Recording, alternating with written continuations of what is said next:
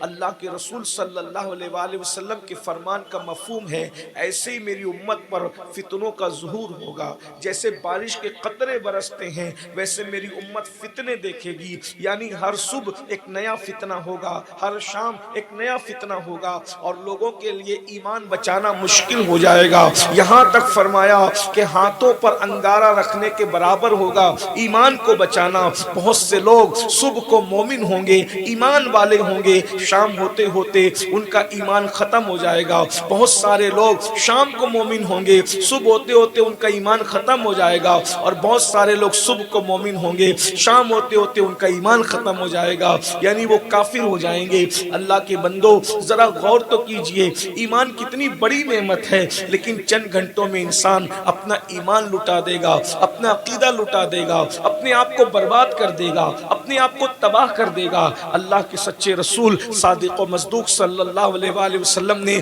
یہ بھی ارشاد فرمایا، اب ذرا دھیان سے سنیں، حضور علیہ السلام نے قیامت کی نشانیاں کیسے بیان کی اور ہم اپنی آنکھوں سے کس طریقے سے دیکھ رہے ہیں۔ ہمارے مذہب کی حقانیت کی بڑی دلیل یہ بھی ہے کہ ہمارے نبی نے جو فرما دیا وہی ہو رہا ہے اور وہی ہوگا، اس سے نہ کم ہوگا نہ اس سے زیادہ ہوگا۔ تمہارے منہ سے جو نکلی وہ بات ہو کے رہی۔ اللہ کے رسول صلی اللہ علیہ وآلہ وسلم فرماتے ہیں لوگ امانت کو غنیمت کا مال سمجھنے لگیں گے، لوگ امانت کو مال غنیمت سمجھنے لگیں گے۔ ایک ہوتی ہے امانت جس میں آپ کا کوئی حق نہیں ہوتا، اور ایک ہوتا ہے غنیمت جو آپ کے لیے حلال ہوتا ہے۔ غنیمت کا مال کس کو کہتے ہیں؟ جب دو فریق لڑتے ہیں تو جو فریق ہار کر کے چھوڑ کر کے بھاگ جاتا ہے اس کا بچا کچا مال غنیمت ہوتا ہے، جو لڑنے والوں میں تقسیم ہوتا ہے وہ ان کے لیے حلال ہوتا ہے، اور وہ اس کو بے دریغ استعمال کر سکتے ہیں، اس میں کوئی شک شبے کی گنجائش نہیں ہوتی۔ اللہ کے رسول فرماتے ہیں مگر امانت کو لوگ مال غنیمت سمجھیں گے۔ آپ دیکھیے امانت کتنے لوگ ہیں، کتنے لوگ امین ہیں اس دور میں، یعنی کتنے لوگ جو ہے وہ اللہ اکبر امانت کا لحاظ کرتے ہیں۔ آج مسلمانوں کے پاس امانت رکھ کے دیکھیے، بات امانت رکھ کے دیکھیے، وعدہ امانت رکھ کے دیکھیے، مال امانت رکھ کے دیکھیے، داڑیاں تو بڑی بڑی ہیں، ٹوپیاں تو خوبصورت ہیں، ہر سال حج بھی ہو رہا ہے، ہر سال عمرے بھی ہو رہے ہیں، اللہ اکبر 11ویں کی نیازیں بھی ہو رہی ہے، ہر مہینہ چھٹی اجمیر شریف حاضری بھی ہو رہی ہے، کلیر شریف بھی حاضری ہو رہی ہے، سب کچھ ہو رہا ہے، لیکن کیا ہے؟ امانت کا لحاظ ہے۔ جبکہ اللہ کے رسول صلی اللہ علیہ وآلہ وسلم نے منافق کی جو نشانی بیان کی ہے اپنے آپ میں چیک کیجئے حدیث کی روشنی میں۔ میرے بھائیوں کہیں ہم مسلمان کے نام پر منافق تو نہیں ہو گئے؟ اللہ کے رسول علیہ السلام فرماتے ہیں منافق کی 3 نشانیاں ہیں، جب منہ کھولتا ہے تو جھوٹ بولتا ہے۔ منافق کی پہلی نشانی جب بھی بولے گا جھوٹ بولے گا، وعدہ کرے گا وفا نہیں کرے گا، امانت رکھی جائے گی اس میں خیانت کرے گا۔ ذرا چیک کیجئے کہ یہ تینوں نشانیاں ہمارے اندر نہیں ہیں۔ اللہ کے بندوں ذرا غور تو کیجئے، آج تو جھوٹ بولنے کو لوگ گناہ سمجھتے بھی نہیں ہیں، بلکہ میں تو روزانہ دیکھتا ہوں مذہبی طبقے کو جھوٹ بولتے دیکھ رہا ہوں، اور اتنا آسانی کے ساتھ، جیسے ہم اسٹیج پر جا رہے ہیں صدر کا فون آ رہا ہے، ارے جلدی آؤ یار کہاں ہو؟ تو بیٹھے ہوئے میرے ساتھ بیٹھے ہیں، کہتے ہیں نکل چکے ہم لوگ رستے میں ہیں۔ آپ مجھے بتائیں مجھے حیرت ہوتی ہے، آخر وہ صدر آپ نے اگر اس نے چلا کر کے بلایا، اگر آپ کہہ دیں کہ ہم گھر میں بیٹھے ابھی نکل نہیں پائے ہیں تو کیا وہ گردن اڑا دے گا؟ اللہ کے بندو جتنی اہمیت ہم صدر کو دے رہے ہیں کیا اتنی اہمیت ہم اللہ کے فرمان کو نہیں دے سکتے؟ ہم کیسے مسلمان ہیں؟ ارے دوست تو پکارتا ہے چلاتا ہے، ارے یار تو نے وعدہ کیا تھا تو کہاں ہے؟ جلدی سے آ۔ وہ کہتا ہے بس بھائی نکل گیا 2 منٹ میں پہنچ رہا ہوں، حالانکہ بیٹھا ہوا گھر پہ ہے۔ میں آپ سے اتنا کہنا چاہتا ہوں مخلوق زیادہ سے زیادہ ناراض ہوگی تو کیا کرے گی؟ کیا کرے گی؟ رشتہ توڑ دے گی۔ ارے کسی کے رشتہ ٹوٹنے سے اپنا بگڑنا کیا ہے؟ ہزاروں لوگ رشتے توڑ چکے، اور میں تو یہ کہتا ہوں نفرتیں ڈالنے کے لیے نہیں حقیقت بیان کرنے کے لیے کہتا ہوں، رشتے توڑتے وہ ہیں جن سے رشتے ہوتے ہیں۔ آج رشتے رہ کہاں گئے ہیں؟ اللہ جی حضرت بے شک بے شک، آج رشتے رہ کہاں گئے ہیں؟ ارے باپ بیٹے کا رشتہ کدھر ہے؟ माँ बेटे का रिश्ता किधर है, भाई भाई का रिश्ता किधर है। लेकिन फिर भी चले अगर रिश्ते भी हों तो ज्यादा से ज्यादा कोई रिश्ता तोड़ेगा, दोस्ती तोड़ेगा, कोई गाली देगा, कोई मारेगा, पीटेगा, नौकरी से निकाल देगा, इससे ज्यादा तो कोई कुछ नहीं कर सकता ना मेरे भाई। लेकिन जब अल्लाह नाराज होगा तो अल्लाह तबारक व तआला इरशाद फरमाता है, जब मैं किसी से नाराज होता हूं जल्दी वो नाराज होता नहीं, वो बहुत मौका देता है, वो बहुत वक्त देता है। मेरे अजीज, अल्लाह बंदे से जितना प्यार करता है कोई किसी से प्यार नहीं करता। सूफिया कहते हैं अल्लाह 70 माओं से ज्यादा प्यार करता है, बाद सूफिया कहते हैं वो करोड़ों माओं से ज्यादा प्यार करता है। मैं तो कहता हूं जैसे उसके किसी फेल की कोई हद नहीं है, उसकी मोहब्बतों की भी कोई हद नहीं है। वो हद कहां से लाए? रब की हर चीज लामहदूद है, उसका इल्म लामहदूद है, उसकी रहमतें लामहदूद है, उसका करम लामहदूद है, उसकी इनायतें लामहदूद है। अरे इससे बढ़ करके उसकी इनायतों की अल्लाह अकबर लामहदूदियत क्या होगी कि अगर हम बाप की नाफरमानी करें तो बाप कहता है मैं तेरी रोटी पानी बंद कर दूंगा, तेरा खाना पानी बंद कर दूंगा। लेकिन जब से होश संभाला आज तक रोजाना अल्लाह की नाफरमानी कर रहे हैं। अल्लाह ने कभी रोजी बंद की, अल्लाह ने कभी रिस्क बंद किया। अरे बाप कहता है रोजी बंद करने के लिए, मगर रज़्ज़ाक़ ने तो कभी बंद नहीं की। हम झूठ बोलते रहे, रोजी देता रहा, नमाज न पढ़ते रहे, रोजी देता रहा, उसकी नाफरमानी करते रहे, रोजी देता रहा, शराब के अड्डों को आबाद करते रहे, रोजी देता रहा। मेरे भाइयों जरा गौर तो कीजिए, अल्लाह के बंदों जरा गौर तो कीजिए, अल्लाह हमसे कितनी मोहब्बत करता है। लेकिन मोहब्बत के सिले में वो कुछ नहीं मांगता, वो कोई सिला नहीं मांगता, वो बेनियाज है। वो तो बस ये कहता है मेरी फर्मा बरदारी करो, वो भी तुम्हारे फायदे के लिए। इतना अर्ज करना चाह रहा था, अगर कोई नाराज होगा तो क्या करेगा? अल्लाह पहले तो जल्दी नाराज नहीं होता, लेकिन जब वो नाराज, क्योंकि वो सबूर है, सबूर है, वो सबूर, उसके यहाँ जल्दबाजी नहीं है। जी जी जी बेशक बेशक, उसके यहाँ बहुत मौका दिया जाता है। बेशक वो जल्दी से किसी को जलील भी नहीं करता, वो जल्दी से किसी गुनाह पर पकड़ भी नहीं करता, अल्लाहु अकबर, बल्कि वो जल्दी से किसी की जो है वो अल्लाह अकबर पर्दा, वो उसको पर्दों को उठाता भी नहीं है। अल्लाह रब्बुल इज्जत पर्दा पोशी करता है, पर्दा दरी नहीं करता। एक शख्स सैयदुना फारूक आजम के दौर में चोरी करते पकड़ाया, चोरी करते हुए पकड़ाया। फारूक आजम ने कहा उसके हाथ काटो, हाथ काटो इस जालिम के। उसने बड़े हाथ जोड़े, मैंने, मेरे छोटे छोटे बच्चे हैं कि मुझे मेरे हाथ ना काटो। पहली बार चोरी किया मैं पकड़ा गया। फारूक आजम से उसने कहा पहली बार चोरी किया पकड़ा गया। फारूक आजम ने अपनी रान पे हाथ मार के कहा अल्लाह की कसम तूने पहली बार चोरी नहीं की। फारूक आजम कह रहे अल्लाह की कसम तूने पहली बार चोरी नहीं की, तू चोरी का आदी है इसलिए तू पकड़ाया। उसने कहा नहीं मैंने पहली बार चोरी की। फारूक आजम ने अल्लाह की कसम उठा के बात कही। लोगों ने हाथ काट दिया। जब तहकीक की गई तो पता चला वो पहली चोरी नहीं थी, वो चोरी का आदी था। लोगों ने फारूक आजम से पूछा अमीरुल मोमिनीन इतने यकीन से आपने कैसे कहा कि तूने पहली बार चोरी नहीं की? फारूक आजम कहते हैं अरे पहली बार जुर्म करो तो अल्लाह जाहिर कहाँ करता, वो तो पर्दे डालता।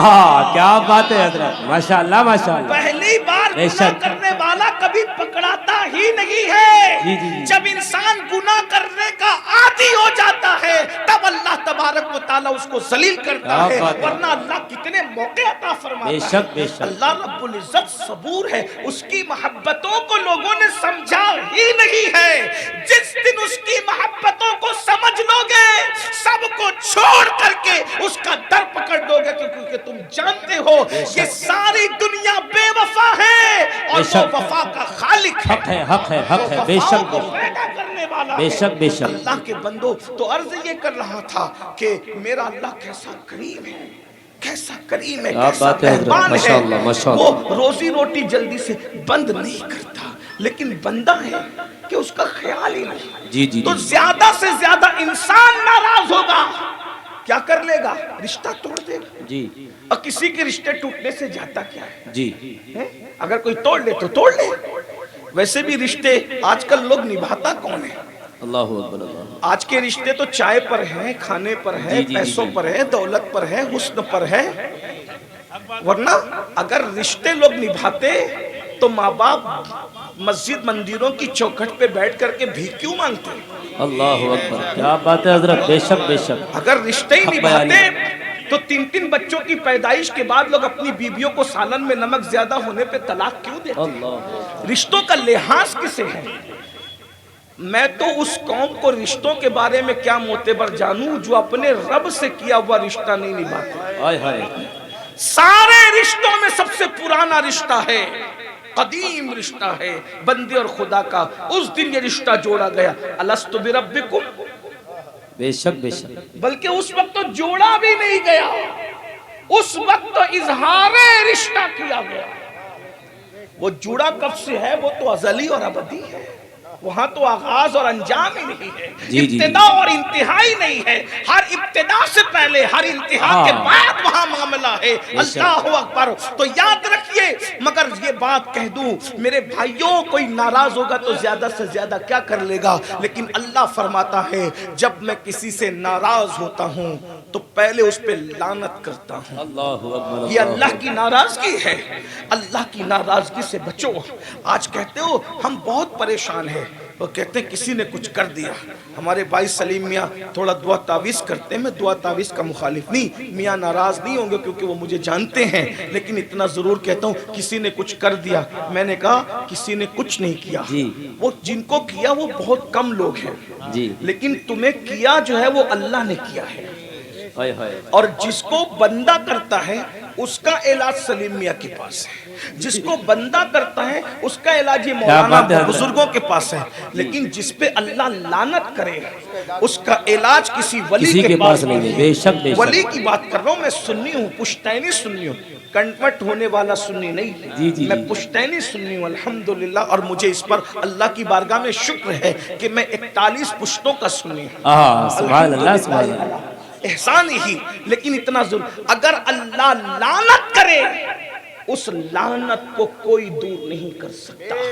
تو اللہ فرماتا ہے جس سے ناراض ہوتا ہوں اس پہ لعنت کرتا ہوں، اور جس کو لعنت کرتا ہوں پھر اس کو برباد کر دیتا ہوں. اللہ اکبر. اللہ جس کو برباد کرنے کا فیصلہ قدرت کرے اس کو کون آباد کرے گا میرے عزیز؟ اس کو کون آباد کرے گا؟ تو میں یہ عرض کر رہا تھا ہم نے مخلوق کی خوشی کے لیے خالق کو ہمیشہ ناراض کیا. اللہ پاک اپنی کتاب میں کہتا ہے وَمَا قَدَرُ اللَّهِ حَقَّ قَدْرِ، کہ تم نے میری وہ قدر نہیں کی جیسا قدر کرنے کا حق تھا.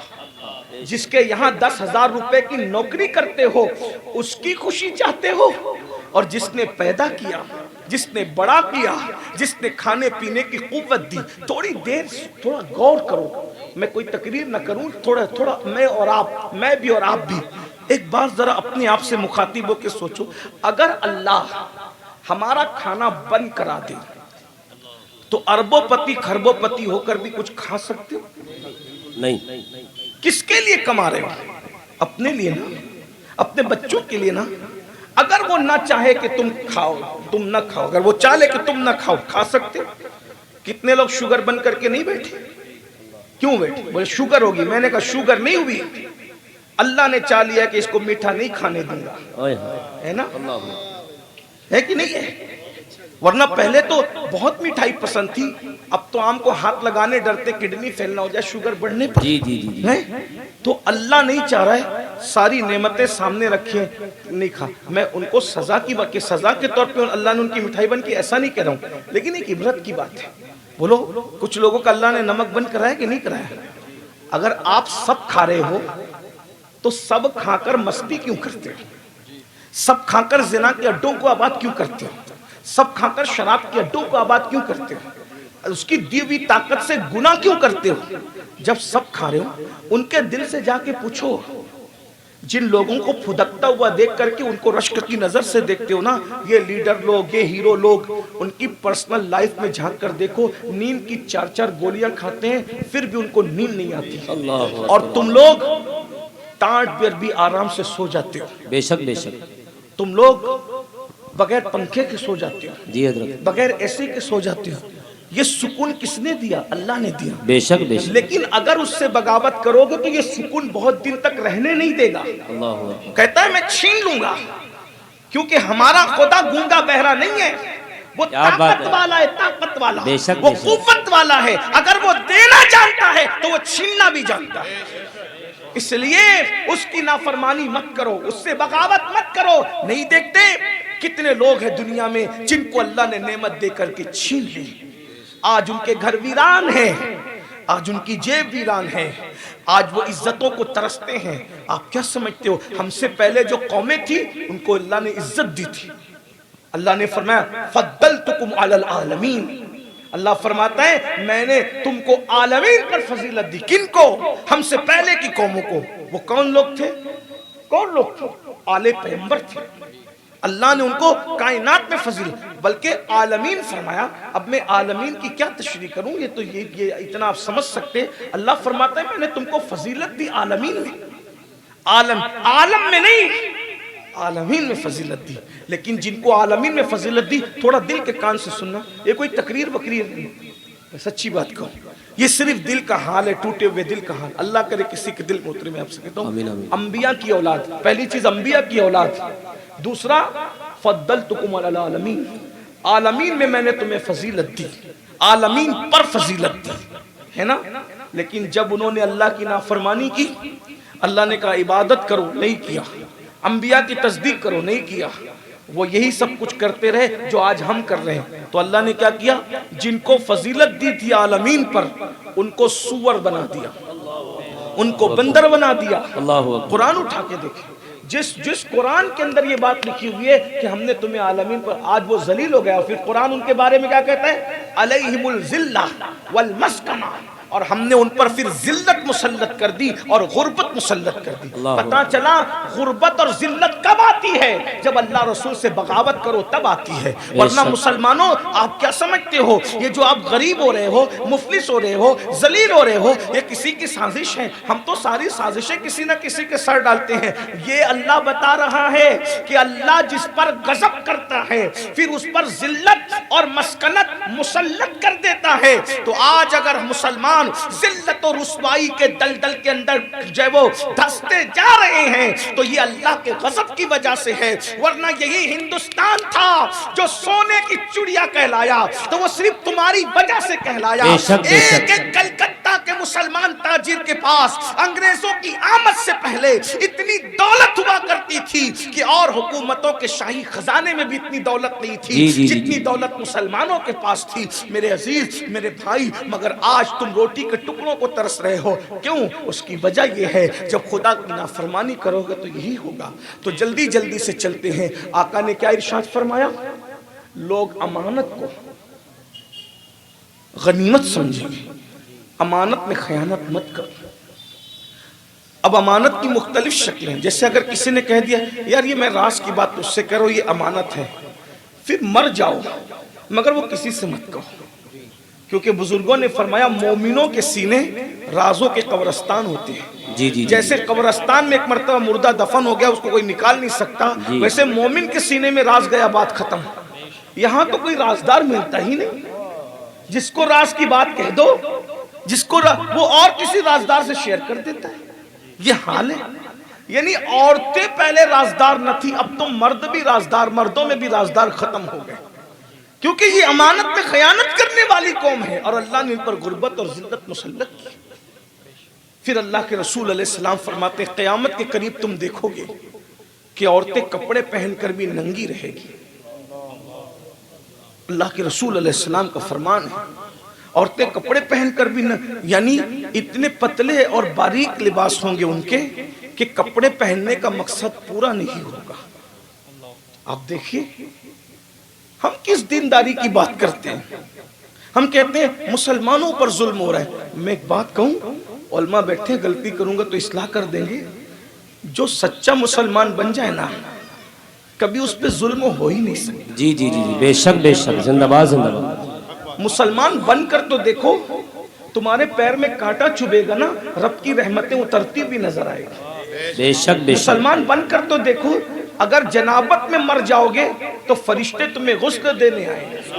بے شک زندہ باد کوئی ماشاءاللہ. نئی بات نہیں کہہ رہا ہوں, کیا ہوا ہے ایسا, جی حضرت ایسا ہوا ہے. اللہ اکبر. کوئی مومن بن کے تو دیکھے, ان سے وفا کر کے تو بے دیکھے. شک. اگر مومن کو اللہ اکبر کوئی مار ڈالے یہ سوچ کر. ایک عورت نے ایک صحابی کے لیے منت مانی تھی کہ میں اس کی کھوپڑی میں شراب پیوں گی. وہ صحابی شہید ہو گئے, لیکن جب شہید ہوئے تو وہ عورت نے اپنا منصوبہ پورا کرنے کے لیے سوچا. اتنی بارش ہوئی کہ ان کی لاش کو بارش بہا لے گئی, اور اس عورت کے ہاتھ وہ شہادت کے بعد بھی نہ لگے. اللہ تبارک و تعالیٰ اپنے بندوں کی کیسی حفاظت کرنا جانتا ہے. یہ جس کو آپ امام زید شہید کہتے ہیں, امام زین العابدین کے شہزادے, ان کو بادشاہ نے قتل کیا, شہید کیا, اور شہید کرنے کے بعد سولی پہ لٹکا دیا تاکہ گرمی سردی کے اندر جب موسم بدلتے رہیں گے تو ان کے کپڑے جب وہ کمزور ہو کر کے پھٹ جائیں گے, گر جائیں گے, تو ان کا جسم ننگا ہو جائے گا. لوگ ان کو ننگے بدن دیکھیں گے, موت کے بعد بھی میں ان کو اذیت دوں گا کہ لوگ ان کا ننگا بدن دیکھیں. حضرت امام زید شہید کو جب اس نے ایسا کیا, مہینوں سولی پر لٹکائے رکھا. جب کپڑے کمزور ہو کر گرنے کے قریب آئے تو مکڑی نے جالا تننا شروع کیا, اور بعد وصال بھی ان کی بے ستری نہ ہو سکی. تو جو اللہ ہمیں یہ بتا رہا ہے کہ تیری موت کے بعد بھی میں تیری ستر پوشی کروں گا, تو میرا بن کے تو دیکھ, تو میرا بندہ تو بن کے دیکھ. میرے بھائیوں, آج ہمیں ہو کیا گیا ہے, ہم سب کچھ بنے, اللہ کے بندے ہی نہیں بنتے. ہمارے گھروں کا ماحول دیکھو, پوری دنیا میں چیختے ہو, پوری دنیا میں اسلام نافذ کریں گے, اسلام نافذ کریں گے. میں نے کہا دنیا میں اسلام نافذ کرنے کے بڑے چیلنجز ہیں, لیکن تو اپنے گھر کا حکمراں ہے, پہلے اپنے گھر میں اسلام نافذ کر, وہاں کوئی چیلنج ہی نہیں ہے. تو اپنے گھر کا بادشاہ خود ہے میرے بھائی. کیا تیرے گھر میں اسلام ہے؟ بتائیے اپنے گھر میں اسلام کہاں ہے؟ دنیا میں اسلام نافذ کرنے کا خواب دیکھنے والوں, ہمارے گھر میں اسلام کہاں ہے؟ اگر ہمارے گھر میں اسلام ہوتا تو کیا فجر کی نماز میں سب سوتے پڑے رہتے؟ کچھ لوگ سوچتے ہیں مولانا لوگ کو آ جا کر کے نماز ہی, یہ لوگ سوچتے ہیں اگر حقارت سے, اگر نماز کی حقارت سے ایسا سوچتے ہیں تو مفتیوں سے پوچھو کہ تمہارے ایمان کا کیا ہے. پورے قرآن میں سب سے زیادہ جس چیز کی دعوت اللہ نے دی ہے اسے نماز کہتے ہیں. بے شک سبحان اللہ. اللہ کے رسول نے فرمایا جس کی نماز نہیں ہے اس کا کوئی دین نہیں ہے. جی بے شک.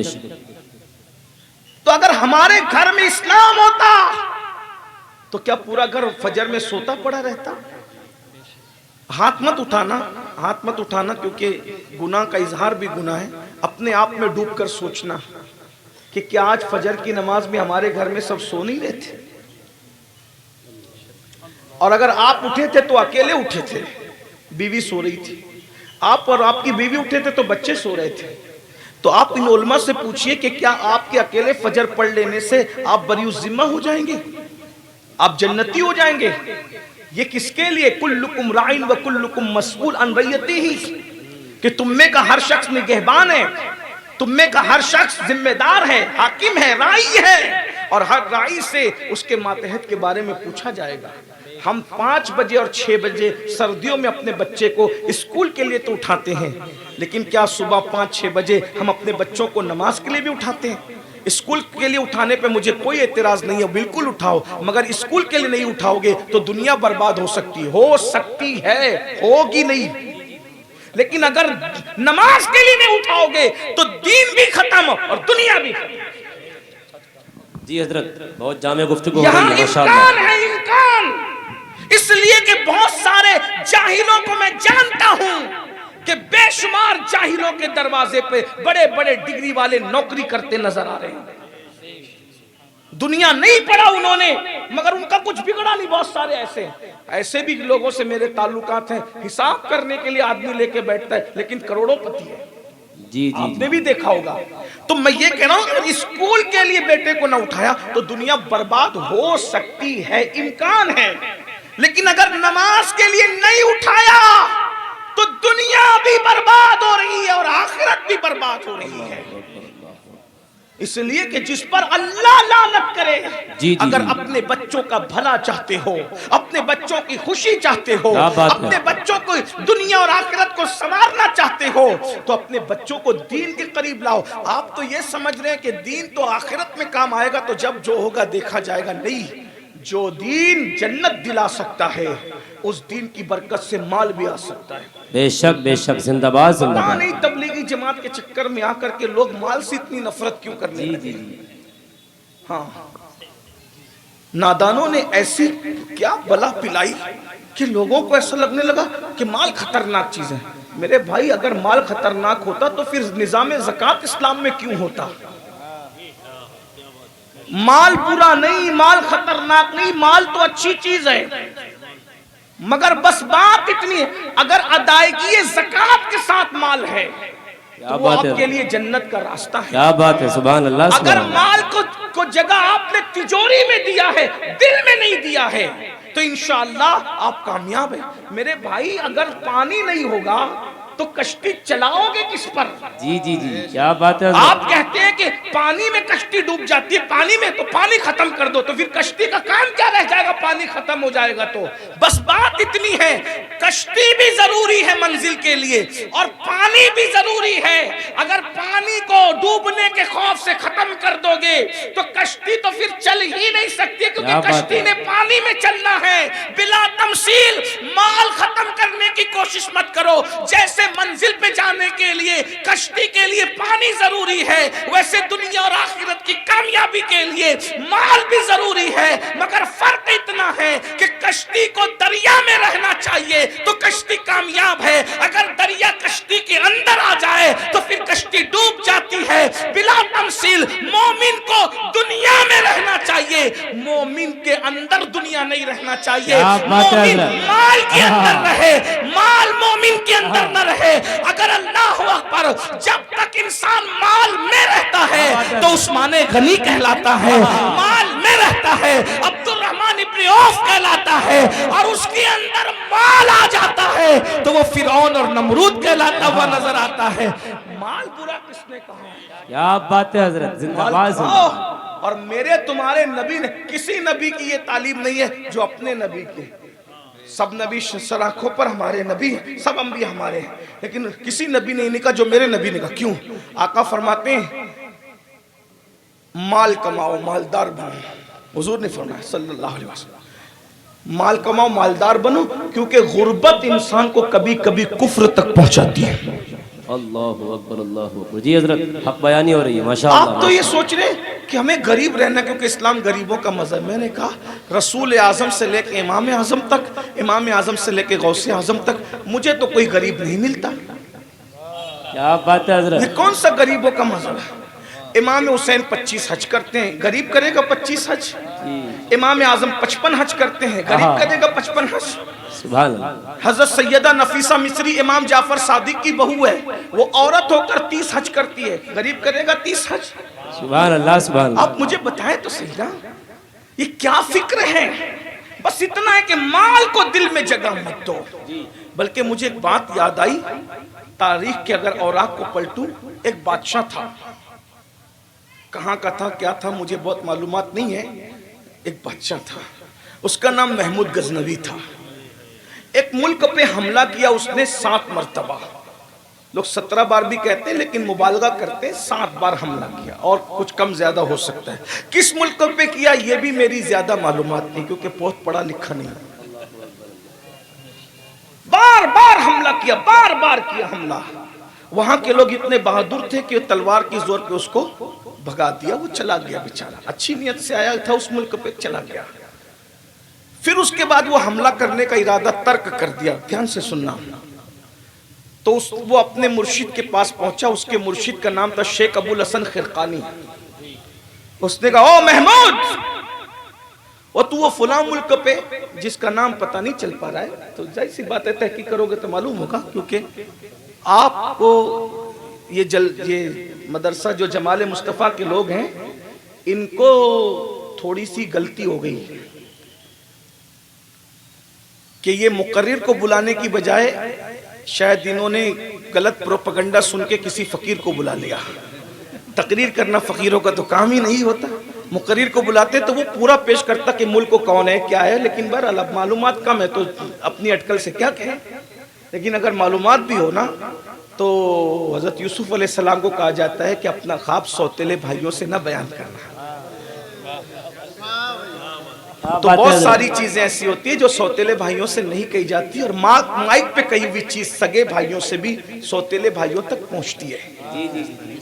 اس لیے سوتیلے بھائیوں تک بات کہنا اچھا نہیں. اگر نبی بھی سوتیلے بھائیوں سے بات کہہ دے, اگر نبی بھی سوتیلے بھائیوں سے بات کہہ دے تو کنویں میں ڈالے جاتے ہیں, بازار میں بیچے جاتے ہیں, ہے نا, اور پھر کس منزل سے گزرتے ہیں. اس لیے یہاں سوتیلے بھائیوں سے کوئی بات نہیں کہنا. معلوم نہیں ہے یہ کہنا زیادہ اچھا ہے, کم معلومات یہ کہنا بھی زیادہ اچھا ہے. بہرحال آپ سب تو مجھے جانتے ہی ہیں, غوثیت ماں کے در کا فقیر ہوں, اور آپ کو پتا ہے غوث پاک کے خزانے میں کوئی کمی نہیں ہے. کیا بات ہے حضرت, زندہ باد زندہ باد. بہرحال تو عرض یہ کر رہا تھا, سنیے ذرا توجہ سے سنیے.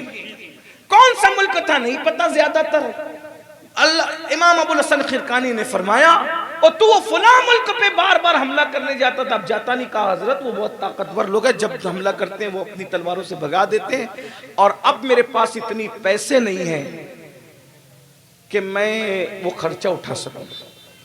توجہ کرنا, میں خرچہ اٹھا سکوں, میرے پاس پیسے نہیں ہیں, کیونکہ اتنی بڑی فوج کو اتنا لمبا لے کر کے جاؤں گا تو پیسے چاہیے نا, کھلانے کے لیے پلانے کے لیے. اس کے بعد ان کو مجھے تنخواہ بھی تو دینی ہے, تو تنخواہ دینے کے لیے کہاں سے لاؤں. اب سننا مسلمانوں, یہ اپنی تاریخ ہے. شیخ ابو الحسن خرقانی جیسے صوفی نے کہا, او بادشاہ ہمت مت ہار, اگر تیرے پاس فوج کو دینے پیسے نہیں ہے, کھلانے پلانے پیسے نہیں ہے, تو میں تجھے ساری رقم قرضے کے طور پر دیتا ہوں. صوفی قرضہ دے رہا ہے بادشاہ کو, یہ صوفیت تھی آپ کی. بے شک بے شک. اور آج تو صوفی وہ جو دوسروں کے ٹکڑوں پہ پلے بھیک مانگے. آج تو صوفی وہ جس کی نظر لوگوں پہ ٹک ٹکی باندھ کے پڑی رہ کے آتے جاؤ اور دیتے جاؤ, بھیک دیتے جاؤ. اور صوفی کبھی بھکاری نہیں ہوتا, اور جو بھکاری ہوتا ہے وہ کبھی صوفی نہیں. ہاں کیا بات ہے. نعرہ تکبیر, نعرہ رسالت, مذہب اسلام, مسلک اعلی حضرات, دارالعلوم جمال مصطفیٰ بلاسپور, جشن دستار بندی حضور سیدی سرکار ابو الحسن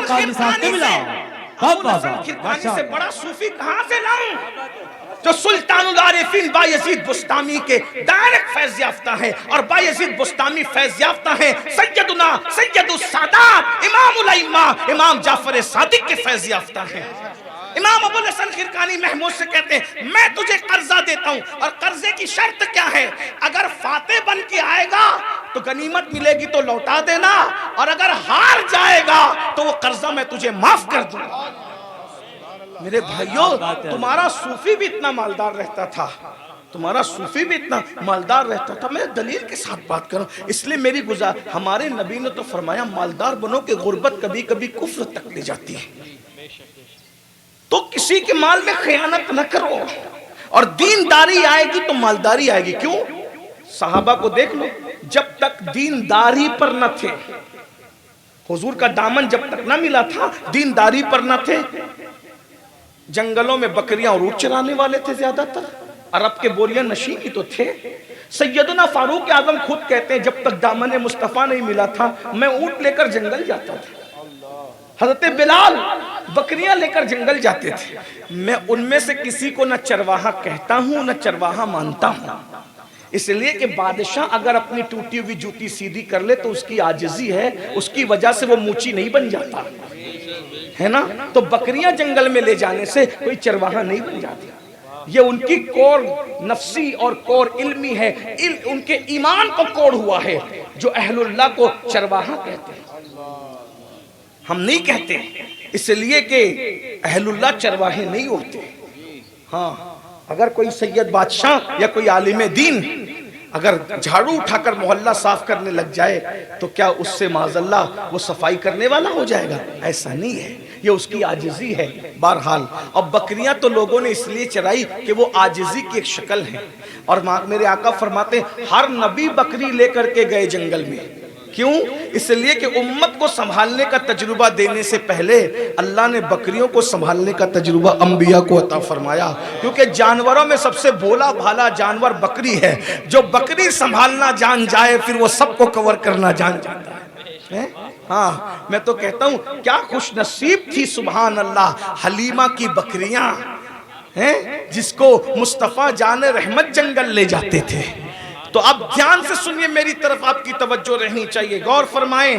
تو عرض یہ کر رہا تھا کہ مالدار بنیے، کیونکہ غربت کبھی کبھی انسان کو کفر تک لے جاتی ہے۔ ہمارے آقا صلی اللہ علیہ وآلہ وسلم کی تعلیم یہ ہے۔ اور میرے عزیز میرے بھائیوں جو ہے وہ دینداری کی برکت کیا ہے کہ جب تک کہ رسول اللہ کا دامن نہیں ملا تھا، یہ عرب کے بوریا نشین جنگلوں میں کوئی اونٹ لے جا رہا ہے، کوئی بکریاں لے جا رہا ہے، کوئی بھیڑے لے جا رہا ہے، لیکن جب دامن مصطفیٰ نصیب ہو گیا تو پھر وہی لوگ جو عرب کے بوریا نشین اللہ اکبر اونٹ اور بکریوں کو جنگل لے جاتے تھے، پھر وہ کیسر و کسرا کے تاجدار بن گئے، وہ کیسر و کسرا کے مالک بن گئے، اور اللہ رب العزت نے ان کو اتنی دولت سے نوازا۔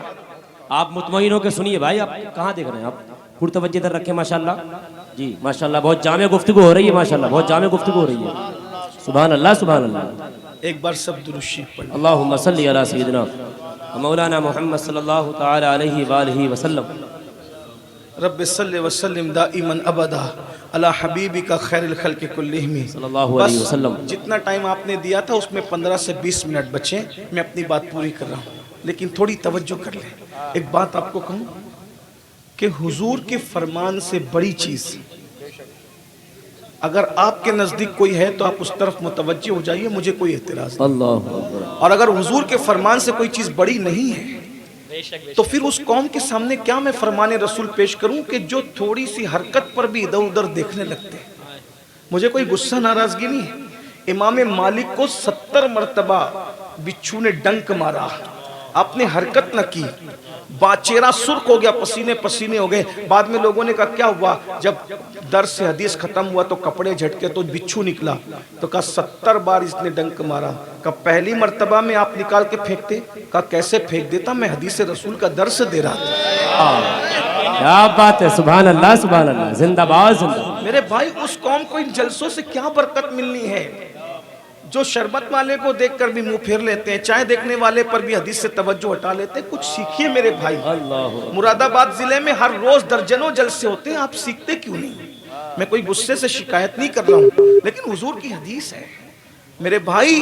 کتنا بھی بڑا عالم آ جائے، مفتی آ جائے، اور کتنا ہی بڑا محدث آ جائے، اگر ذکر رسول ہو رہا ہو تو حضور مفتی اعظم فرماتے تھے کہ اس کے لیے تو نعرہ بھی نہیں لگنا چاہیے، کیونکہ محبوب کا ذکر ہو رہا ہے، ذکر حبیب۔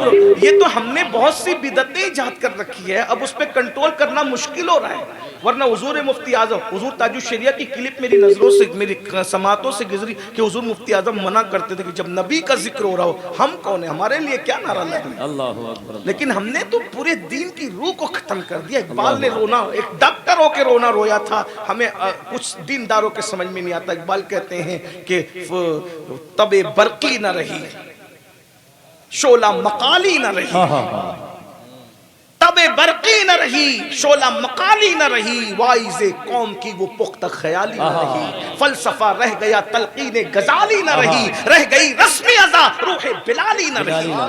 کیا رہ گیا ہے؟ خدا کے لیے تھوڑا وقت دیا ہے، سن لو۔ مجھے اپنی ذات کے لیے واللہ کوئی اللہ جانتا ہے، کوئی غصہ نہیں۔ حدیث رسول کا احترام کرنا سے، اللہ والوں کی باتوں کا احترام، بے شک بے شک۔ آپ کی محفلوں میں کیا انداز ہے خدا جانے، کوئی اہم نہیں ہے، ذکر مصطفیٰ اہم ہے۔ بے شک حق ہے، حق ہے، زندہ باد۔ دنیا میں احترام کے قابل ہے جتنے لوگ، میں سب کو مانتا ہوں مگر مصطفیٰ کے بعد۔ مصطفیٰ کے بعد حق ہے، حق ہے، بے شک بے شک، میں سب کو مانتا ہوں مگر مصطفیٰ کے بعد۔ 4 سیٹ کیا تمہاری محفل میں آ جاتے ہیں، تم اچھلنے کودنے لگتے ہو؟ اس سیٹ بھی سراکوں پر، غریب بھی سراکوں پر، لیکن ذکر رسول کا کوئی احترام سیکھو۔ درود شریف پڑھیں۔ رب صلی وسلم دائما ابدا علی حبیبک خیر الخلق کلہم، صلاۃ و سلام علیک یا سیدی یا رسول اللہ۔ تو اللہ کے رسول صلی اللہ علیہ وآلہ وسلم فرماتے ہیں عورتیں قریب قیامت کپڑے پہن کر بھی ننگی رہے گی۔ ہمارے گھروں میں اسلام نہیں. آج ہماری بیٹیاں آدھی آستین کے کپڑے پہن رہی. علماء سے پوچھو آدھی آستین کے کپڑے کوہنی کے اوپر پہن کر کیا کوئی عورت باہر جا سکتی ہے؟ نامحرم کے سامنے جا سکتی ہے؟ عورت کا تو پورا جسم عورت ہے. دوپٹے اتنے پتلے ہیں کہ بالوں کی سیاہی نظر آ رہی ہے، یعنی بالوں کی رنگت نظر آ رہی. حرام ہے. ان عورتوں پہ اللہ لعنت کرتا ہے جس کے دوپٹوں سے بالوں کی سیاہی نظر آتی ہے، وہ نامحرموں کے سامنے آتی ہے. اور اس میں مرد سوچتے ہیں ہمارا کیا ہے اس میں مولانا، میری بہن گھوم رہی ہے بے پردہ تو میرا کیا ہے، بیوی گھوم رہی تو میرا کیا، ماں گھوم رہی تو میرا کیا. ارے منع کرنا میرے بھائی. الرجال قوامون علی النساء، مردوں کو حاکم بنایا. تو کہا ہم منع نہیں کرتے. کیوں؟ سالن میں نمک زیادہ ہونے پہ نہیں ڈانٹتا. جب اپنے نفس کے لیے ڈانٹ سکتا ہے تو اللہ کے لیے نہیں ڈانٹ سکتا. بڑا باخلاق بنتا ہے تو گھر میں. تیرے نفس میں پڑے گی تو تجھ سے بڑا خوخار گنڈا کوئی نہیں. اور اگر اللہ رسول کی بات آئے تو بڑے آرٹیفیشل باخلاق بنتے ہو. ارے اخلاق تو یہ ہے کہ اللہ کے لیے خوش ہونا اور اللہ کے لیے ناراض ہونا، اسی کو اخلاق کہتے ہیں. صرف خوش ہونے کو اخلاق نہیں کہتے. اخلاق نام ہے اللہ کے لیے راضی ہونا، اللہ کے لیے ناراض ہونا، اس کو اخلاق کہتے ہیں. بے شک بے شک. ورنہ لوگ ناراض ہونے کو اخلاق کے خلاف سمجھتے ہیں. میں نے کہا نہیں، یہ ناراضگی ہو یا رضا ہو، لینا ہو یا دینا ہو، لینا ہو یا روک لینا ہو، جھڑکنا ہو یا پیار کرنا ہو، اگر وہ یار کے لیے ہے وہی اخلاق ہے. من احب للہ وابغض للہ وَعَطَى لِلَّهِ وَمَنَعَ لِلَّهِ فَقَدْ اسْتَكْمَلَ الْإِيمَانِ. جو اللہ کے لیے محبت کرے، اللہ کے لیے ناراض ہو جائے، اللہ کے لیے دے، اللہ کے لیے روک لے، اس کا ایمان مکمل ہو جاتا ہے. بے شک بے شک. ہم کہتے ہیں میں کیا کر سکتا ہوں؟ اگر نہیں کچھ کر سکتے تو اللہ کے رسول علیہ السلام فرماتے ہیں شب معراج میں نے جنت کے دروازے پہ لکھا دیکھا کہ جنت کی خوشبو بھی دیوس پر حرام ہے. جنت دیوس پہ حرام ہے. صحابہ نے پوچھا حضور یہ دیوس کون لوگ ہیں؟ فرمایا جس کے گھر کی عورتیں بے پردہ گھومتی ہے وہ منع نہیں کرتا، وہ دیوس ہے. دیوس اللہ نہ اس کی نماز قبول کرتا ہے نہ اس کی دعا قبول کرتا ہے. یعنی صرف اپنے داڑھی رکھ لینے سے مذہبی ہو جانے سے کام نہیں بنتا، پورے گھر کو سنوارنا ہوگا. قرآن کہتا ہے یا ایھا الذین آمنوا قوا انفسکم واہلیکم نارا. اے ایمان والو اپنے آپ کو بھی بچاؤ، اپنے اہل و عیال کو بھی. مائیں اور بہنیں اگر بات سنیں تو ان سے کہتا ہوں پتلے کپڑے نہ پہنو، یہ تمہیں جہنم کا ایندھن بنا دے. کپڑے جو ہے وہ اداکارہ کے طرز پہ نہ پہنو. پتلے کپڑے عورتوں کو پہننے میں کوئی فضیلت نہیں. میرے آقا علیہ السلام نے فرمایا جس عورت کا کپڑا، مفہوم حدیث ہے، جس عورت کا کپڑا جتنا پتلا ہوگا اس کا ایمان اتنا کمزور ہوگا. اللہ اکبر. جس کا کپڑا جتنا پتلا ہوگا اس کا ایمان اتنا کمزور ہوگا. اور جو حیا کی وجہ سے جتنا موٹا کپڑا پہنے گی انشاءاللہ اس کا ایمان اتنا مضبوط ہوگا. انشاءاللہ. واہ واہ ماشاءاللہ. موٹے کپڑے اور ڈھیلے کپڑے پہننے میں عورتوں کے لیے عافیت ہے. ہم سیدہ فاطمہ الزہرا کی خواتین نقل کیوں نہیں کرتی؟ وہ اداکارہ کو آئیڈیل کیوں بناتی ہے؟ وہ سیدہ کائنات کو آئیڈیل کیوں نہیں؟ سبحان اللہ سبحان اللہ. پھر فرمایا مائیں اپنے آقا کو جنم دے گی، مائیں اپنا آقا پیدا کرے گی. اس وقت شاید لوگ حدیثیں سنتے ہوں گے تو سوچتے ہوں گے ایک ماں آقا کو کیسے جنم دے سکتی ہے؟ لیکن آج کا ماحول دیکھ کر کے بات سمجھ میں آتی ہے کہ آج بیٹوں نے اپنی ماں کو اپنی کنیز بنا لیا. آج بیٹوں نے اپنے ماں باپ کو اپنا غلام بنا لیا. بس میں 2-4 منٹ میں بات سمیٹتا ہوں وقت کے ساتھ کہ اذان کا وقت قریب ہے اور نماز ہونی ہے. لیکن یہ بات دل کے درد کے طور پہ آج مذہبی گھرانہ ہو یا دنیا دار گھرانہ ہو، اگر شادی کا موقع ہے چھوٹے چھوٹے بچے تو مشورہ دے سکتے ہیں شادی کا کارڈ ایسا ہوگا، کپڑے ایسے ہوں گے، ہال وہ ہوگا، فلاں کا ہوگا. لیکن بوڑھے ماں باپ دبک کر بیٹھے رہتے ہیں. ابھی کچھ بولیں گے تو ڈانٹ سنیں گے، ابھی کچھ بولیں گے تو جو ہے وہ ڈانٹ پڑے گی. کیا ڈانٹ؟ ارے تم بڈھے ہو گئے، تمہیں کیا سمجھتا، تمہارا دور الگ تھا، ہمارا دور الگ تھا. صرف روٹی دے کر کے اپنے ماں باپ پہ احسان کرتے ہو. میرے بھائی روٹی تو کتوں کو بھی ملتی ہے. اگر تم اپنے ماں باپ کو روٹی کھلاتے ہو کوئی احسان نہیں کرتے. ماں باپ کی تعظیم اور تکریم کیسی ہے؟ بزرگوں نے فرمایا کم سے کم کسی بادشاہ کی جتنی عزت کی جا سکتی ہے اتنی ماں باپ کی تعظیم اور توقیر ہونا چاہیے. آپ کو پتا ہے ایک بہت بڑے بزرگ، یہ بات میں کہاں سے پڑھ رہا ہوں، امام حمیدی نے لکھا، اس کو میں حوالے کے ساتھ پڑھ رہا ہوں. ایک بہت بڑے بزرگ اپنے باپ سے 50 سال کے بعد ملتے ہیں، اور ملنے کے بعد باپ کی محبت میں ایسے مستغرق ہو جاتے ہیں کہ اللہ اکبر، وہ باپ کے احترام میں کھڑے نہیں ہو پاتے. تو ندا آتی ہے، تو اپنے باپ کے لیے احترام کے لیے کھڑے نہیں ہوا، اب جا، قیامت تک تیری بارگاہ میں صف اول کے مقبول لوگوں کو پیدا نہیں کروں گا. صف اول کے مقبول لوگوں کو پیدا نہیں. ذرا غور تو کیجئے گا، صف اول کے مقبول لوگوں کو پیدا نہیں کیا جائے گا. کس لیے؟ باپ کے احترام میں استغراقی کیفیت کی وجہ سے کھڑے نہیں ہوئے. اور یہاں تو باپ کھڑا ہے، بیٹا بیٹھا ہوا، وہ بھی باپ کے سامنے ٹانگ پہ ٹانگ ڈال کے بیٹھتے. جس مسلک کے اعلیٰ حضرت کا نعرہ لگاتے ہو، پورا مسلک پڑھا کہیں آپ نے. اسی امام اہل سنت نے لکھا، اپنے ماں باپ سے ڈائریکٹ بات کرنے کی اجازت نہیں. یہ فکر رضا ہے. ہم نے فکر رضا کے ان گوشوں کو لیا جو اپنی ذات کے لیے ہلکے ہوتے ہیں. میٹھا میٹھا ہاں باپ، کڑوا کڑوا تھو تھو. فرمایا اپنے ماں باپ سے ڈائریکٹ بات نہیں کر سکتے آپ. آداب یہ ہیں ماں باپ کے، پہلے ماں باپ سے اجازت لو، اور جب وہ اجازت دیں تو اس طرح بات کرو جیسے کوئی غلام اپنے آقا سے بات کرتا ہے. 10,000 کی نوکری جس نے دی، اس کے سامنے ہاتھ جوڑ کے اور ہاتھ باندھ کے کھڑے رہتے ہو؟ جس نے 9 مہینے تک پیٹ میں رکھا، اس کے سامنے ہاتھ باندھ کے کھڑے رہنے میں شرم آتی ہے؟ جو چند سکے تمہیں دے، اس کی ہر ہاں میں ہاں ملاتے ہو. جس کے قدموں کے نیچے جنت ہے، اس کو اپنا غلام بنا رکھا ہے. چھوٹے چھوٹے بچوں کو بولنے کا اختیار ہے. ماں باپ ڈرتے ہیں. آج ہر گھر کی کہانی ہے، الا ماشاءاللہ چند گھر ایسے ہوں گے جہاں ماں باپ کی چلتی ہے، ورنہ بوڑھے ہونے کے بعد ماں باپ کی کہیں نہیں چلتی. بہت معافی کے ساتھ، میں کوئی بدگمانی سے نہیں کہہ رہا ہوں، میں جانتا ہوں. یہ مولانا زاہد صاحب نوری موجود ہے یہاں پر. میں ان کے گھر گیا جلدی سے، یہ گواہ ہیں، میں نے کئی جگہ پر یہ واقعہ بیان کیا. ایک بوڑھی خاتون آئی تو مولانا نے کہا کہ یہ ذرا دیکھیں کیا کہہ رہی ہیں، سن لیں. تو میں نے کہا کہ میں عورتوں سے نہیں ملتا، تو انہوں نے کہا وہ بوڑھی ہے. تو بھی میں چلا گیا. وہ رونے لگی، بولے میرے بیٹے نے گھر سے نکال دیا، مجھے کھانا نہیں دیتا. انہی کے پڑوس کا واقعہ ہے، مولانا صاحب کے پڑوس کا واقعہ ہے. کیا ہو رہا ہے؟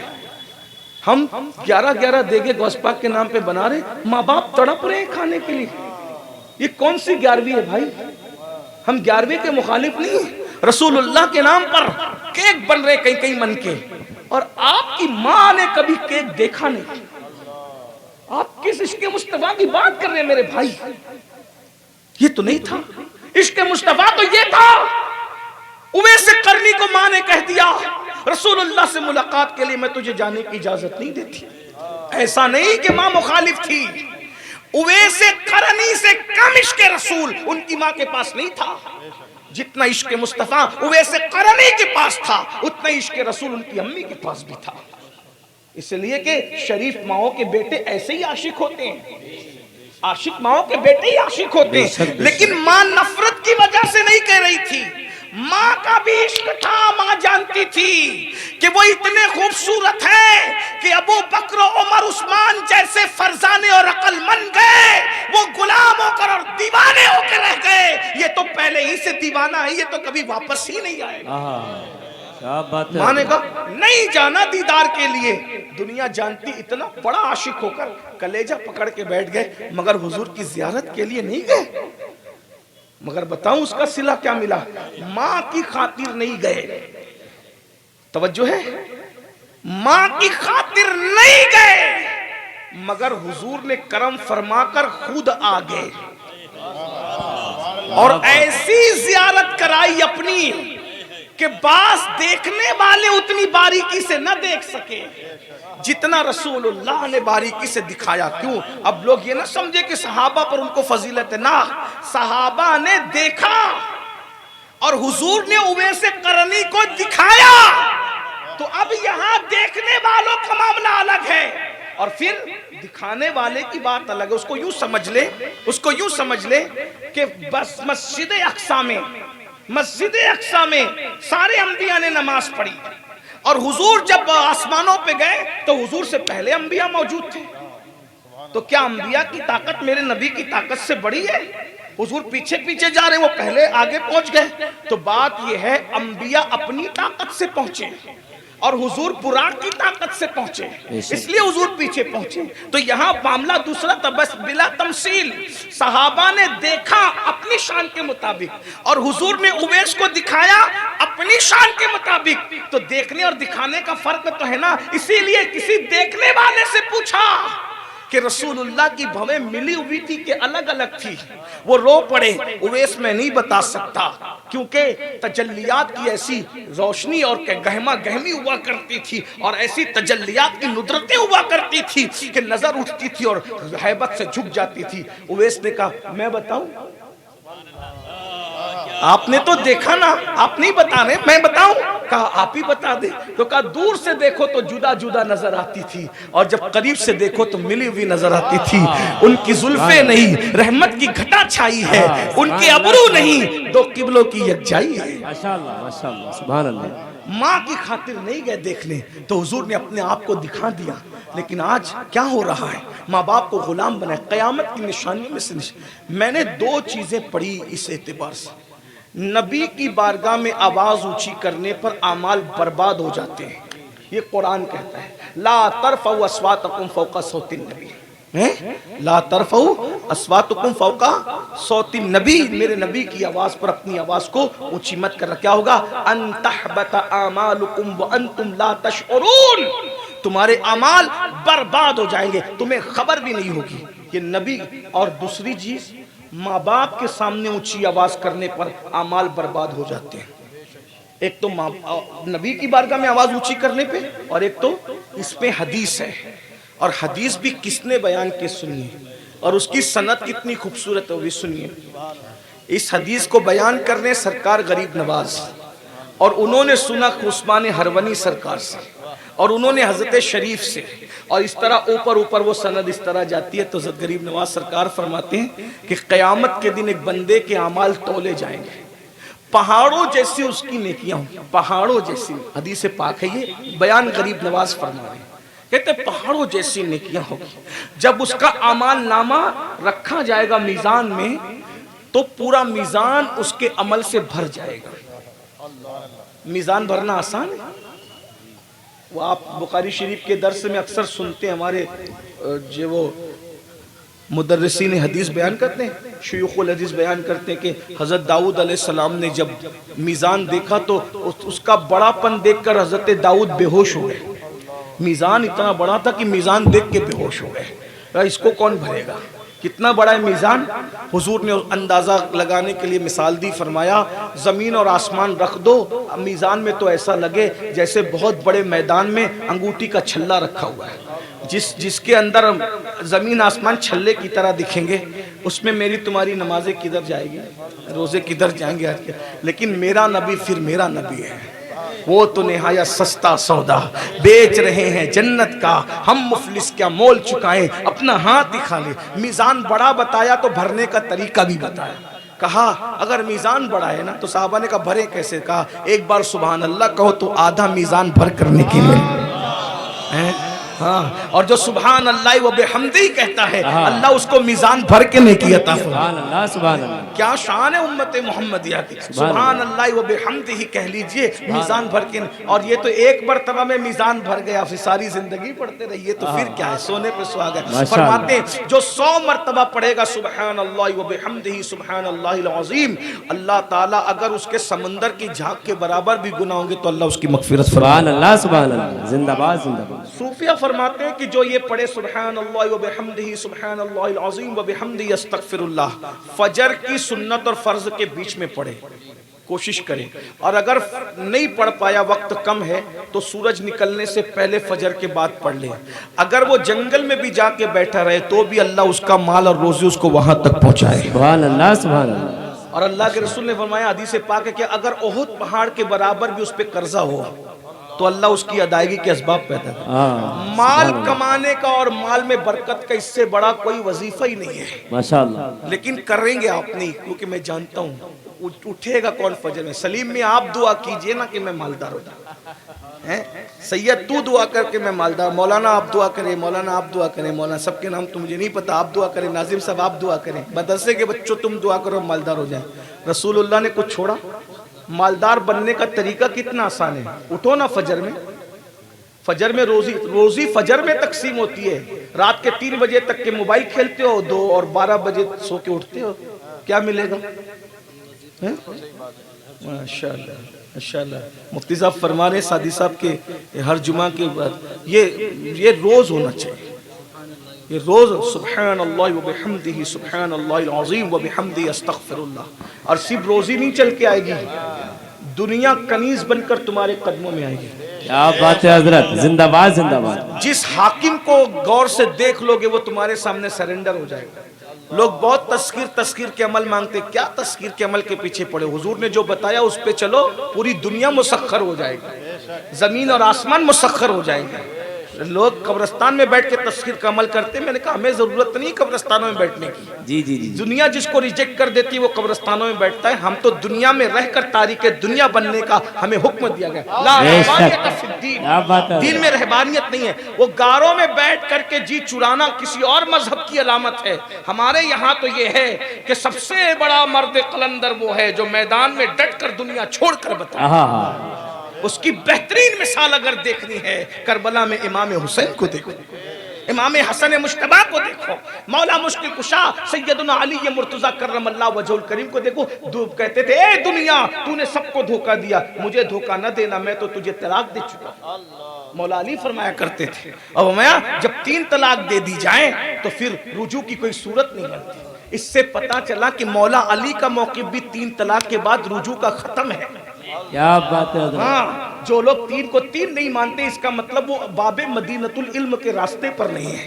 یہ حدیث تو دنیا کی مذمت میں سب بیان کرتے ہو، ذرا باب طلاق میں بھی اس سے روشنی لے لیا کرو کہ 3 کے بعد پھر رجوع کی کوئی صورت نہیں رہتی۔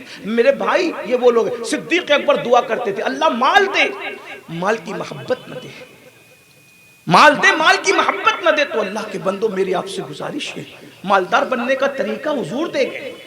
اسی لیے اور آپ کو بتاؤں حضور سے بڑا مالدار دنیا میں کوئی تھا ہی نہیں۔ یہ صرف عقیدتوں کی بنیاد پہ نہیں ہے، میں تو جگہ جگہ چیلنج کے ساتھ کہتا ہوں، حضور علیہ السلام کی ظاہری حیات میں لاکھوں کی آمدنی تھی، مگر مصطفیٰ جان رحمت پیٹ پہ پتھر اس لیے باندھتے تھے کہ صبح کو لاکھوں آتے تھے اور شام ہونے سے پہلے پہلے وہ سب تقسیم ہو جاتے تھے۔ بے شک بے شک، حضور سے بڑا حضور کے دور میں کوئی مال، اسی لیے تو دیہاتی لوگ جب آتے تھے کلمہ پڑھ کے کہتے تھے کہ اگر مالدار ہونا ہے تو محمد الرسول اللہ کا کلمہ پڑھ لو، وہ مالدار کر دیتے۔ کیا بات ہے حضرت، زندہ پڑھیے باد۔ سبحان اللہ و بحمدہ سبحان اللہ العظیم و بحمدہ استغفر اللہ۔ تو میری بات پوری کر لوں تو حضور نے میزان بھرنے کا طریقہ ہی بتا۔ اچھا میزان بھی بھرو، توجہ، ادھر میزان بھرو ادھر تجوری بھرو، فجر میں اٹھو، لیکن یہ بات مال کمانے کی نیت سے نہیں پڑھنا، یار کو راضی کرنے کی نیت سے پڑھنا۔ سبحان یار اللہ بھی سبحان راضی اللہ۔ ہو جائے گا، مال بھی مل جائے گا انشاءاللہ، دنیا کنیز بن کر کے آپ کے قدموں میں آئے گی۔ تو بہرحال اور ایک بات اور مالدار بننے کا طریقہ بتاؤں، اللہ کے رسول علیہ السلام فرماتے ہیں حج اور عمرہ غربت کو ایسے کھا لیتے ہیں جیسے آگ لکڑیوں کو کھا لیتی ہے۔ جو کثرت سے حج اور عمرہ کرتے ہیں اللہ ان کی تنگ دستی اور غربت دور کر دیتا ہے۔ بے شک بے شک، عمرہ کرو کثرت سے، لیکن پھر کہہ رہا ہوں مالدار بننے کے لیے یار کے لیے کرو، اس کی واللہ ورسولہ احق ان یرضوا، اللہ تمہیں جو ہے وہ مالا مال کر دے گا۔ لیکن آپ ہر سال عمرہ کو جائیں تو بہن کا حصہ دبا کے جائیں، کوئی عمرہ نہیں، کیا بات، بھائی کا حصہ غصب کر کے جائیں، کوئی حج نہیں، لیکن جس کا حق ہے وہ حق تو بات سمیٹتا ہوں۔ روایت پڑھ رہا تھا غریب نواز سرکار کی بیان کردہ کہ میزان بھر کے اس کی نیکیاں ہوگی، وہ سوچے گا کہ میں انقریب جنت میں جاتا ہوں، ایسے میں ایک چھوٹا سا کاغذ کا ٹکڑا اس کے گناہ کے پلڑے میں گرے گا اور اس کی ساری نیکی ہلکی ہو جائے گی، ضائع ہو جائے گی۔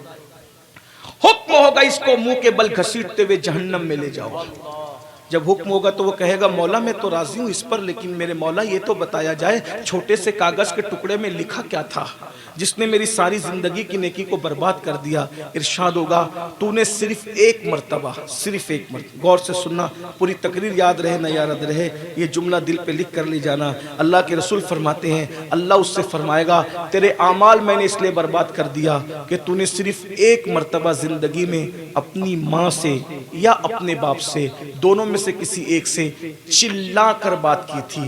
एक बार चिल्लाने की वजह से अल्लाह ने तेरी पहाड़ों जैसी नेकियों को ज़ाया और ख़त्म कर दिया। एक बार चिल्लाने का ये हाल है, जो पूरी जिंदगी डरा के रखते हैं, धमका के रखते हैं, उनको गुलाम बना के रखते हैं, कुछ भी बन जाओ, जन्नत का ख्वाब देखते रहो, ये सिर्फ ये ख्याल अस्त, ये मुहाल अस्त, कुछ नहीं है। इसलिए तौबा करो, इससे पहले कि माँ बाप जो टिमटिमाते हुए दिए की तरह है उनको राजी कर लो, उनको मना लो। वो खुदा की रहमतों का मज़हर है, वो रहमतुल लिल आलमीन की रहमतों का मज़हर है। उनसे माफ़ी मांगो, वो जल्दी माफ़ कर देते हैं, वो करम करते हैं। उनके सामने चिल्लाना बंद करो। और जब खर्चा करने की बात आती है, दोस्तों पर सब जेब में हाथ डालते हैं, मैं दूंगा मैं दूंगा। और जब माँ बाप बीमार पड़ते हैं, हॉस्पिटल में लड़ते हैं, तेरा बाप नहीं है तू दे, तेरी माँ नहीं है तू दे। ये सब छोड़ो, नुमाइशें छोड़ो, अल्लाह की रज़ा की तरफ आओ, तौबा करो, माँ बाप को मनाओ, अल्लाह राज़ी होगा। मेरे आका फरमाते हैं, जिससे माँ बाप राज़ी है उससे अल्लाह राज़ी है, जिससे माँ बाप नाराज़ है उससे अल्लाह नाराज़ है। मस्जिद जाने से पहले माँ बाप को देख लिया करो, अगर वो राज़ी हैं तो नमाज़ें कबूल होती है, वो नाराज़ है तो सजदे भी मुँह पे मार दिए जाते हैं। मेरे भाइयों, दुनिया आखिरत की कामयाबी, सच्चे सच्चे दीनदार बनो, नुमाइशी न बनो। अल्लाह ताला सबसे पहले मुझे आप सबको तौफीक अता फरमाए अमल की, अमल खैर की। गुफ्तगू के दरमियान कोई गलती हो तो अल्लाह ताला माफ़ कर दे। अस्तगफिरुल्लाह रब्बी मिन कुल्ली ज़म्बिन व अतूबु इलैहि व मा अलैना इल्लल बलाग। अस्सलामु अलैकुम व रहमतुल्लाहि व बरकातहू। अरे भाई खड़े कहाँ हो रहे, खड़े